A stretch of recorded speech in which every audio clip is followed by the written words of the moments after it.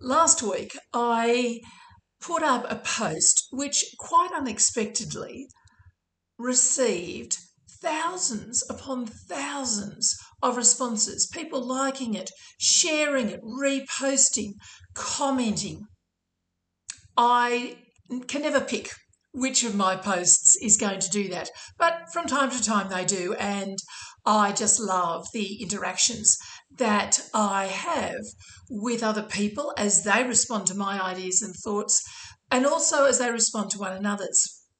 The post was about knowledge. And as many of you know, I'm currently doing my PhD research into bias and shame. So I am quite happily sitting in the academic space at the moment. But I'm also aware that there's been so much that I've learned in my life through experience, through lived experience. I've worked with asylum seekers on Nauru. I've come out of a passive, aggressive, abusive relationship. I've mothered 3 sons. I've done many, many things. I've done a bungee jump. All of these things add up to the depth and breadth of my life and the experience and the things that I learned out of those lived experiences. It's nothing that I could get from a book. And yet I really value academic learning. And I love the paper chase that is involved in academia and putting words together and trying to make my ideas understandable to other people. However, there was one comment that really got me thinking. This person commented that lived experience was like Groundhog Day. Same old, just more of the same. They mentioned with quite a denigrating tone the way that tradespeople will put, oh, they've got 15 years experience in painting or 25 years experience as a builder. And the inference was that those 25 years experience was just 1 year's experience 25 times over. Decades ago, when I was doing my teacher training, an experienced school principal told us as students to beware becoming the teacher who had 25 years experience, but it was 1 year repeated 25 times. She made it really clear that as teachers, we were not to fall into that trap, that each year needed to be a new experience. We needed to bring new experiences to our students, even if we were teaching the same grade. And I took that to heart, and I can say that of my 67 years, none of them have been the same. And I was very concerned that this person would so readily dismiss and denigrate the experience of someone else because it was not their own, because other people might not have the academic qualifications that this person had.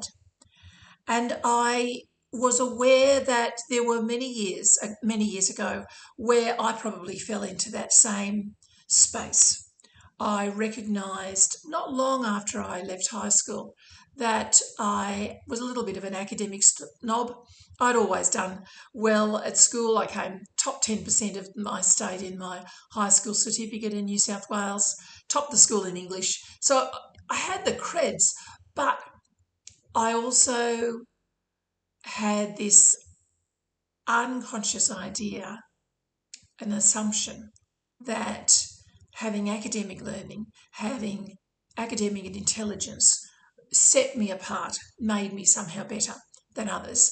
And having recognised that bias in myself, I actively and consciously worked against it to not allow it to influence how I related to people, because I am a relator.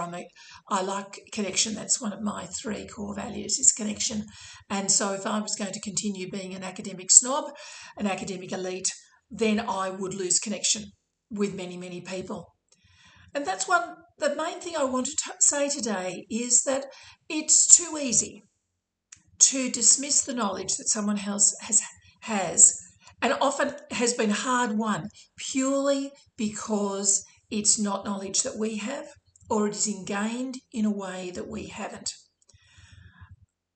I saw another post this week about lived experience and how important, particularly in the area of domestic violence, abuse in sport, that people with lived experience, survivor thrivers, need to be included in the conversations because they bring a perspective that no one else can. So I love knowledge. I'm going to continue learning till the day I die. For me, that's one of the greatest joys in life. And I just wanted to encourage us all to remain open to the knowledge that other people have, that they might actually be able to teach us something. And I think particularly at this time of the year where different people are celebrating different things and Christmas has different meanings for different people, that we continue to keep open hearts and open minds because there's so much out there to learn and to enjoy.